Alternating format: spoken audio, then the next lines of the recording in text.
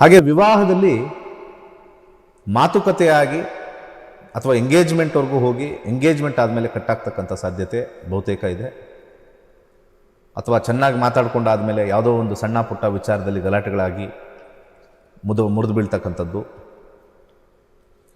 ಹಾಗೆ ಮಾತುಕತೆಯಿಂದ ಸ್ವಲ್ಪ ಎಲ್ಲ ಚೆನ್ನಾಗಾಗಿ ಮದುವೆ ಮುಹೂರ್ತದಲ್ಲಿ ಅಥವಾ ಮದುವೆ ಟೈಮಲ್ಲಿ ಬೇಡ ಅಂತ ಹೇಳ್ತಕ್ಕಂಥದ್ದು ಕ್ಯಾನ್ಸಲ್ ಆಗ್ತಕ್ಕಂಥದ್ದು ಮೇಷಲಗ್ನದವ್ರಿಗೆ ಬಹುತೇಕ ಸ್ಟ್ರಾಂಗಾಗಿ ಕಾಣಿಸ್ತಾ ಇದೆ. ವೈವಾಹಿಕ ಜೀವನದಲ್ಲಿ ಸ್ವಲ್ಪ ಮಟ್ಟಿಗೆ 2 ತಿಂಗಳು ಸಮಸ್ಯೆ ಇರ್ತಕ್ಕಂಥದ್ದು 2 ತಿಂಗಳು ಸಮಸ್ಯೆ ಇರ್ತಕ್ಕಂಥದ್ದು ತೋರಿಸ್ತಾ ಇದೆ. ಹಾಗೆ ಭಾಳ ಇಂಪಾರ್ಟೆಂಟ್ ಆಗಿರ್ತಕ್ಕಂಥದ್ದು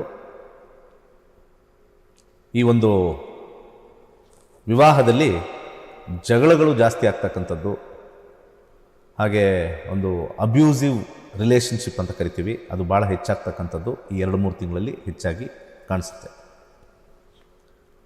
ಹಾಗೆ ವರ್ಷದ ಕೊನೆಯವರೆಗೂ ಕೂಡ ಸ್ವಲ್ಪ ಅಸಮಾಧಾನ ಇರ್ತಕ್ಕಂಥದ್ದು ಕಂಡು ಬರ್ತಾ ಇದೆ. ಹಾಗೆ ಭಾಳಷ್ಟು ಸಮಸ್ಯೆಗೆ ಒಳಗಾಗ್ತಕ್ಕಂಥದ್ದು ಫ್ಯಾಮಿಲಿ ಮೆಂಬರ್ಸ್ ತೋರಿಸ್ತಾ ಇದೆ.